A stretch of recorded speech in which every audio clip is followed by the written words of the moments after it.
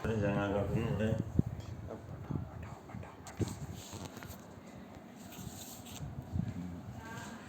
विद्यार्थियों, पिछले टर्म पर हमने विभिन्न प्रकार के संसाधनों के बारे में पढ़ा था। उसी क्रम में हम आगे पढ़ते हैं। पिछले टर्म में जैसे वाटर रिसोर्सेज पढ़ा था, जल संसाधन पढ़ा था।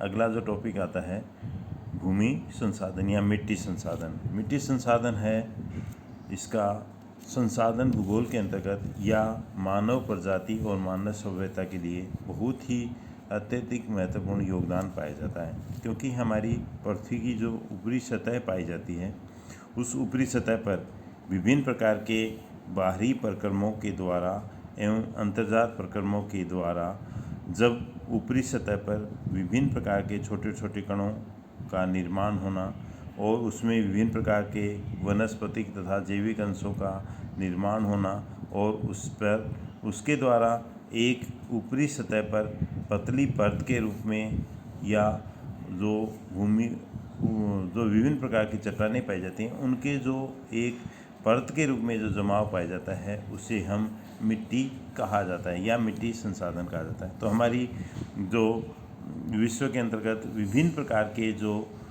प्राकृतिक प्रदेश पाए जाते हैं, उन प्राकृतिक प्रदेशों के अंतर्गत विभिन्न प्रकार की प्राकृतिक मिट्टियां हैं पाई जाती हैं। इन्हीं मिट्टियों के अंतर्गत विभिन्न प्रकार की फसलों का उत्पादन, मानव सभ्यता का विकास, विभिन्न प्रकार के उद्योग धंधों के लिए, तो विभिन्न प्रकार के आर्थिक गतिविधियों के लिए, विभिन्न प्रकार के मानवीय क्रियाओं के लिए और प्राकृतिक वातावरण के द्वारा ही ये मिट्टियां हैं बनती हैं।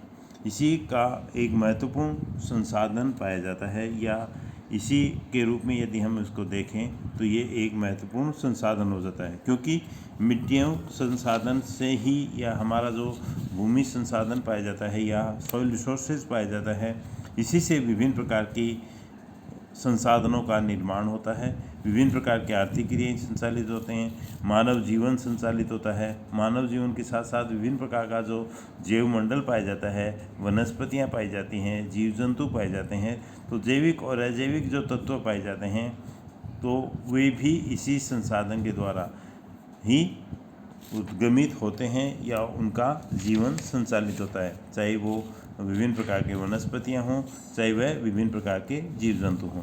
तो मिट्टी संसाधन है वह एक महत्वपूर्ण संसाधन पाया जाता है। इसी के संदर्भ में यदि हम देखें तो विभिन्न विद्वानों ने अपने परिभाषाओं के माध्यम से भी इसे परिभाषित करने का या इसके महत्व को बताने का प्रयास किया है। जैसे विल्कॉक्स महोदय ने कहा है कि मानव सभ्यता का इतिहास ही मिट्टी का इतिहास है और प्रत्येक व्यक्ति की शिक्षा मिट्टी से प्रारंभ होती है। इस कथन से क्या समझते हैं हम कि मानव सभ्यता जो पाई जाती है या मानव की सभ्यता या मानव का विकास या मानव की जो क्रियाएं पाई जाती हैं, वो मिट्टी के इतिहास से या मिट्टी के निर्माण से और मिट्टी के विकास से ही जुड़ी हुई पाई जाती हैं। इसमें प्रत्येक व्यक्ति की शिक्षा प्रारंभिक अवस्था के अंतर्गत जब मानव ने अपना जीवन प्रारंभ किया या मानव जीवन की उत्पत्ति हुई, तो हमारी पृथ्वी पर विभिन्न प्रकार के जो सॉइल रिसोर्सेज पाए जाते थे या भूमि संसाधन पाया जाता था, उन्हीं भूमि संसाधनों के अंतर्गत मानव ने अपना जीवन विकसित किया। जीवन विकसित करने के साथ साथ उसने अपनी विभिन्न प्रकार की क्रियाएं भी प्रारंभ की। तो प्रारंभिक शिक्षा होती है वह मिट्टी से ही प्रारंभ होती है। इसी के संदर्भ में जैसे कहा जाता है कि विभिन्न प्रकार के जहाँ पर भी जो सभ्यताएं विकसित हुई, वो नदी घाटी बेसिन प्रदेश पाए जाते हों या मानव होता है, वो मिट्टी में ही जन्म लेता है और मिट्टी में ही मर जाता है। अंतिम अवस्था तक वह विभिन्न प्रकार के जो कार्य करता है, उसी के अंतर्गत उसकी शिक्षा प्रारंभ होती है। मिट्टी से ही वह अपना जीवन प्रारंभ करता है और मिट्टी में ही अंतिम अवस्था के अंतर्गत विलीन हो जाता है। वाडिया महोदय ने इस दूसरे भूगोलवेता प्रोफेसर वाडिया महोदय ने बताया कि मानव उपयोग की दृष्टि से सभी देशों की मिट्टियाँ वहाँ के आवरण, वहाँ के प्रस्तर, रेगोलिथ का सबसे मूल्यवान अंग है और वह उनकी सबसे बड़ी प्राकृतिक संपत्ति है। किसी भी देश की या किसी भी प्रदेश की या किसी भी क्षेत्र की जो विभिन्न प्रकार की मिट्टियाँ पाई जाती हैं, या वहाँ का जो भूमि संसाधन पाया जाता है वह ही उस प्रदेश की मानव सभ्यता की दृष्टि से महत्वपूर्ण होता है। वहाँ के आवरण, वहाँ की जो पाई जाने वाली विभिन्न प्रकार की जो चट्टानें पाई जाती हैं, उन चट्टानों से ही विभिन्न प्रकार के जलवायुगत परिवर्तनों द्वारा मिट्टी का निर्माण होता है, प्रस्तरों का निर्माण होता है, विभिन्न प्रकार के छोटे छोटे टुकड़ों के रूप में वह विभाजित होती है। उसमें के साथ साथ जलवायु, तापमान, वर्षा वितरण आ जाता है। उसमें वहाँ पर जो वनस्पतियाँ पाई जाती हैं, जैविक अंश पाए जाते हैं, जीव जंतु पाए जाते हैं, वे उन मिट्टियों को उपजाऊ बनाने में या अपने निर्माण में अपना महत्वपूर्ण योगदान देते हैं। तो इस दृष्टि से वह धीरे धीरे मूल्यवान अंग है और वह पृथ्वी की सबसे बड़ी प्राकृतिक संपत्ति है। वह उस क्षेत्र की या उस प्रदेश की या उस इकाई की वह सबसे बड़ी प्राकृतिक संपत्ति बन जाती है, क्योंकि ये पूर्ण रूप से प्राकृतिक पदार्थ है और प्राकृतिक दशाओं के द्वारा ही इसका निर्माण होता है। इसी संदर्भ में प्रोफेसर कौल महोदय ने बताया है कि मिट्टी पृथ्वी की मृतक धूल को जीवन के सत्य से जोड़ती है। मिट्टी क्या होती है? वह पृथ्वी के जो विभिन्न प्रकार के जो डेड सॉइल्स होते हैं या मृतक जो पदार्थ होते हैं या जो चट्टानें हो जाती हैं, जीव जंतु हो जाते हैं, विभिन्न प्रकार के जो भी उसके अपघटित पदार्थ होते हैं, उन अपघटित पदार्थों द्वारा मिट्टी का निर्माण होता है और वह जीवन के सत्य से जोड़ती है। वह जो अपघटक पदार्थ होते हैं उससे पुनर्जीवन का निर्माण होता है और वह जीवन के सत्य को उससे जोड़ती है। इसी प्रकार से व्हाइट एवं रेनर महोदय ने बताया, पृथ्वी तल पर यदि मिट्टी न होती तो यहाँ जीवन कदापि संभव नहीं होता। क्यों नहीं होता? क्योंकि किसी भी क्षेत्र में यदि हम पूर्ण रूप से नगन चट्टान, यदि हम आग्नेय चट्टान देखें या चाहे कायंत्री चट्टान देखें, चाहे वो अवसादी चट्टान देखें, यदि उस पर किसी भी प्रकार की मिट्टियों का परत नहीं होती तो वह मिट्टी होती है, उस पर हम जीवन संभव नहीं होता। और जीवन संभव होने के साथ साथ विभिन्न प्रकार की जलवायु या वनस्पतियाँ, जीव जंतु, विभिन्न प्रकार की जो क्रियाएँ होती हैं वे सभी इसी मिट्टी से ही उद्गमित होती हैं और उसी में विभिन्न प्रकार के वो क्रियाएँ और अभिक्रियाएँ करती हैं और अभिक्रियाओं करने से मिट्टी का निर्माण होता है। तो ये यदि पृथ्वी पर किसी भी प्रकार की, जैसे चंद्रमा पाया जाता है या दूसरे जो ग्रह पाए जाते हैं, उस पर मानव जीवन है नहीं पाया जाता है, क्योंकि वहाँ पर मिट्टियाँ होती हैं, नहीं पाई जाती हैं। और वो मिट्टियाँ भी वह विभिन्न प्रकार के प्राकृतिक कारणों के द्वारा या वातावरण के कारणों के द्वारा या जलवायु के कारणों के द्वारा, विभिन्न प्रकार के जो कारक होते हैं उनके कारकों के द्वारा उन पर केवल स्थल संसाधन है, वहाँ पर जल संसाधन नहीं है, वायु संसाधन या जलमंडल नहीं है, वायुमंडल नहीं है, जैवमंडल है, वो नहीं है। इसके कारण से वहाँ पर किसी भी प्रकार का जीवन संभव नहीं पाया जाता है। इसी कारण से कहा जाता है कि पृथ्वी पर यदि मिट्टी न होती तो केवल यहाँ पर मानव जीवन कदापि संभव नहीं होता। अब आता है कि मिट्टी, ये जो इतना अधिक महत्वपूर्ण संसाधन पाया जाता है, इसकी उत्पत्ति कैसे होती है, इसका निर्माण कैसे होता है। इसके संदर्भ में विभिन्न प्रकार के भौतिक, रासायनिक, जैविक कारक होते हैं, वो मिट्टी की उत्पत्ति के लिए अपना महत्वपूर्ण योगदान करते हैं। क्योंकि सबसे प्रारंभिक अवस्था के अंतर्गत जो भी चट्टानें पाई जाती हैं या प्रस्तर पाए जाते हैं या हमारा जो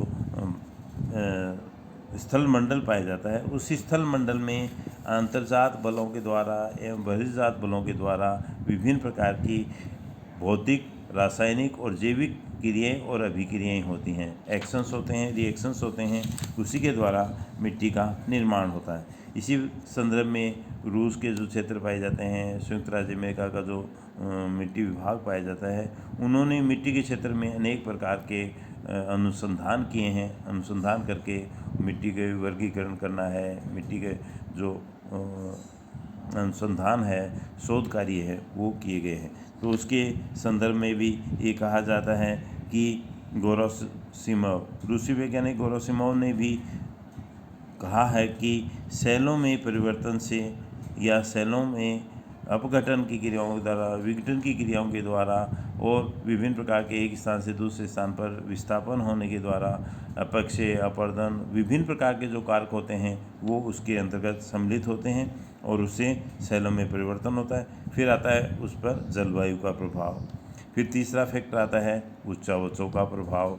उच्चावच विभिन्न प्रकार के, जैसे पर्वत, पठार, मैदानी जो क्षेत्र पाए जाते हैं, विभिन्न प्रकार की इन क्षेत्रों के अंतर्गत अलग अलग प्रकार की वनस्पतियां पाई जाती हैं। उन वनस्पतियों के जो योगदान पाए जाते हैं, इसी से मिट्टियों का निर्माण होता है। मिट्टियों के निर्माण के अंतर्गत भी जैसे जो विभिन्न प्रकार के ये पदार्थ हो जाते हैं, लेकिन वनस्पति और जैविक अंश होते हैं वे इसके अंतर्गत ह्यूमस की मात्रा का निर्माण करते हैं, जिससे मिट्टियाँ होती हैं उसमें उपजाऊपन बढ़ता है।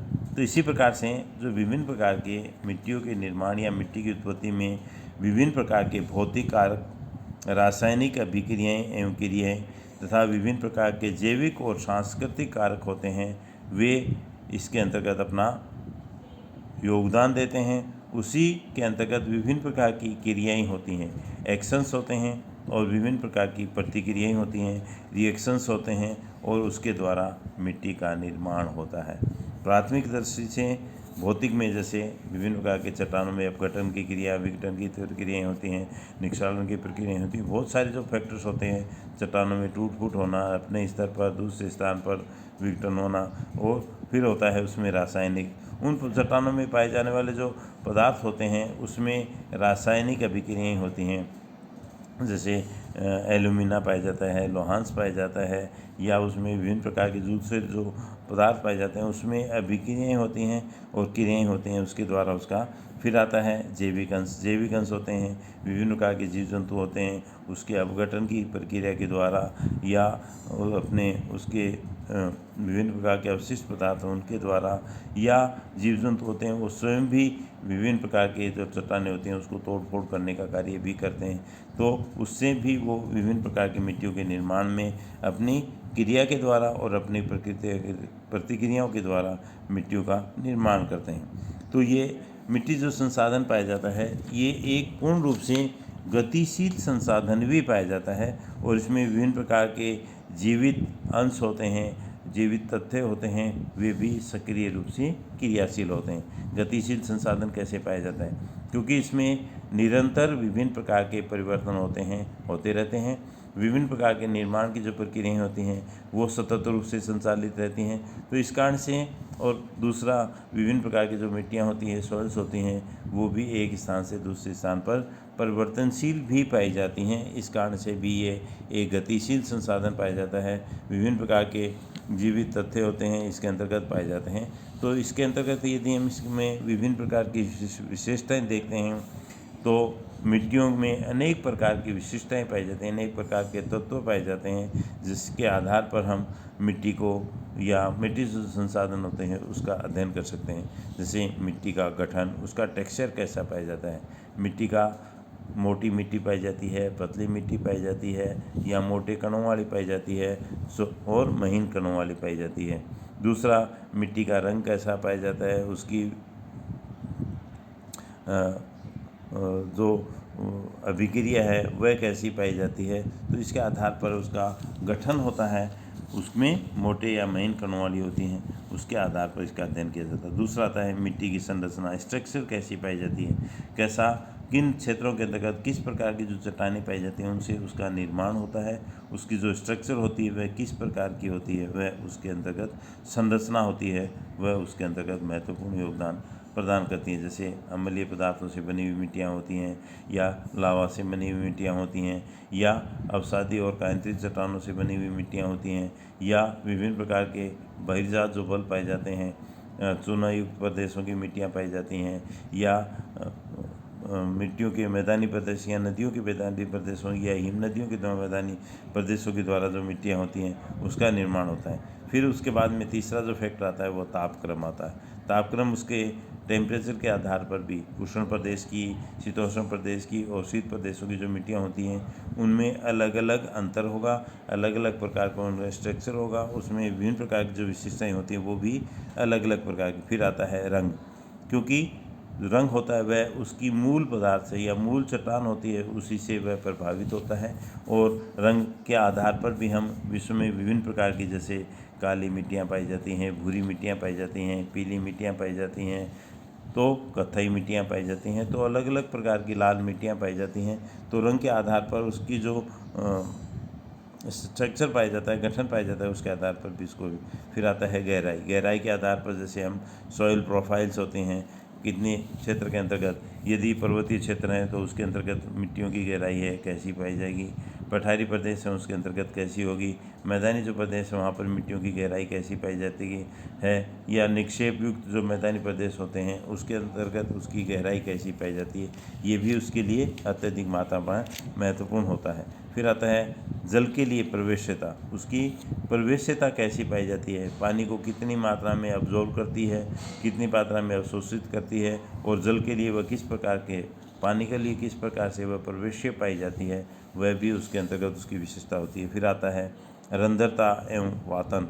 उसमें प्यूरोसिटी और एरेशन की जो क्रियाएँ होती हैं वो भी, यदि चौड़े छिद्र वाली मिट्टियाँ पाई जाती हैं तो वो पानी को जल्दी से सोख लेती हैं। दूसरी, यदि वातावरण पाया जाता है, एरोशन पाया जाता है, तो उसके कारण भी मिट्टियों की विशेषताएँ होती हैं, बदल जाती हैं। फिर आता है आर्द्रता। ह्यूमिडिटी भी उन मिट्टियों की प्रमुख विशेषता के रूप में बनती हैं। यदि अत्यधिक लंबे समय तक आर्द्रता बनी रहती है तो फसलों का उत्पादन करने में वो अधिक उपयोगी होती हैं। यदि आर्द्रता कम समय तक ठहरती है तो वो अधिक मात्रा में उपयोगी नहीं होती हैं या उपजाऊ नहीं होती। फिर आता है आयु।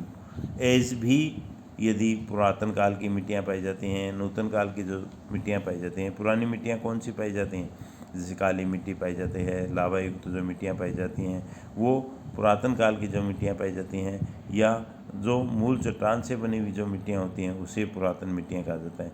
नूतन काल की जो नदियों के अफवाह बेसिन के द्वारा, या वायु के अफवाह के द्वारा, या हिम नदी के अफवाह के द्वारा जो मिट्टियाँ बनती हैं वो नूतन काल की मिट्टियाँ होती हैं। इसके बाद में आता है रासायनिक संरचना। रासायनिक संरचना होती है वह भी मिट्टी के निर्माण की महत्वपूर्ण कड़ी होती है, क्योंकि रासायनिक अभिक्रिया के द्वारा ही मिट्टियों का निर्माण होता है। उसमें पाए जाने वाले विभिन्न प्रकार के तत्व होते हैं, उसमें क्रियाएँ एवं अभिक्रियाएँ होती हैं, वो सतत रूप से संचालित रहती हैं। तो इसी कारण से रासायनिक संरचना भी मिट्टी को प्रभावित करती है। फिर नेक्स्ट टॉपिक आता है, हम देखते हैं सॉइल प्रोफाइल। मिट्टियों के अध्ययन से पहले उसकी प्रोफाइल जानना भी आवश्यक होता है, क्योंकि मिट्टी की जो प्रोफाइल्स होती है उस प्रोफाइल्स के आधार पर ही मिट्टियों का अध्ययन किया जाता है। मिट्टियों की जो प्रोफाइल्स होती हैं या मिट्टियों की जो परिच्छेदिकाएँ होती हैं वो ऊपर से धरातल के नीचे की ओर की, उसमें अनेक प्रकार के परिवर्तन होते हैं। वो प्रारंभिक अवस्था के अंतर्गत चट्टानों में टूट फूट होने से आधार शैल होती है, उसका निर्माण होता है। तो बड़े बड़े कणों के रूप में या बड़े टुकड़ों के रूप में, फिर उसके ऊपर छोटे कणों के रूप में, फिर उसके ऊपर छोटे कणों के रूप में, अलग अलग जो स्तरों के अंतर्गत या अलग अलग जो बेड्स होते हैं, परतें होती हैं, उसके अंतर्गत मिट्टियों का निर्माण होता है। मिट्टी की जो ऊपरी जो सतह पाई जाती है उसमें महीन कण पाए जाते हैं, वनस्पति पाई जाती है, जैविक अंश पाए जाते हैं, तापमान का प्रभाव पाया जाता है, जल का प्रभाव पाया जाता है, प्रवेश्यता पाई जाती है। तो हमने जो अभी उसकी विशिष्टताएं पढ़ी, उसी विशिष्टताओं का जो प्रभाव होता है वह ऊपर की जो काट होता है या वर्टिकल जो उसका स्ट्रक्चर होता है उसके अंतर्गत ही उसका विभाजन पाया जाता है। तो प्रोफाइल्स होती हैं उसके अंतर्गत ऊपरी सतह से लेकर के पृथ्वी के आंतरिक भाग तक या मूल चट्टान के बीच में जो अलग अलग स्तर पाए जाते हैं उन्हें ए, बी, सी और डी के श्रेणी के, ए श्रेणी के अंतर्गत ऊपरी की परतों को सम्मिलित किया जाता है, बी श्रेणी के अंतर्गत नीचे की परतों को सम्मिलित किया जाता है, सी श्रेणी के अंतर्गत जो प्राचीन समय में या उसके निर्माण की द्वितीय अवस्था के अंतर्गत जो परत पाई जाती है उसका निर्माण होता है। फिर डी जो परत आती है वह सबसे पहले प्रारंभिक अवस्था के अंतर्गत जैसे ही मिट्टी का निर्माण होता है उसको इसके अंतर्गत रखा जाता है। फिर आता है मिट्टियों का महत्व।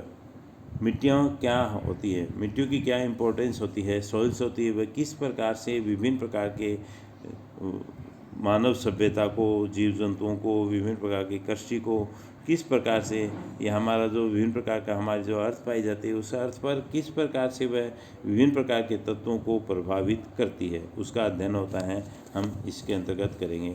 जैसे इम्पोर्टेंस होती है मिट्टी एवं मानव सभ्यता। मानव सभ्यता क्या होती है? जहाँ पर मानव का बसाव होता है, मानव की उत्पत्ति होती है और मानव की विभिन्न प्रकार के क्रियाएँ होते हैं, वो या मानव प्रजाति का विकास होता है। जैसे हम प्रारंभिक अवस्था के मानव होता था, वह क्या था? जंगलों में रहता था।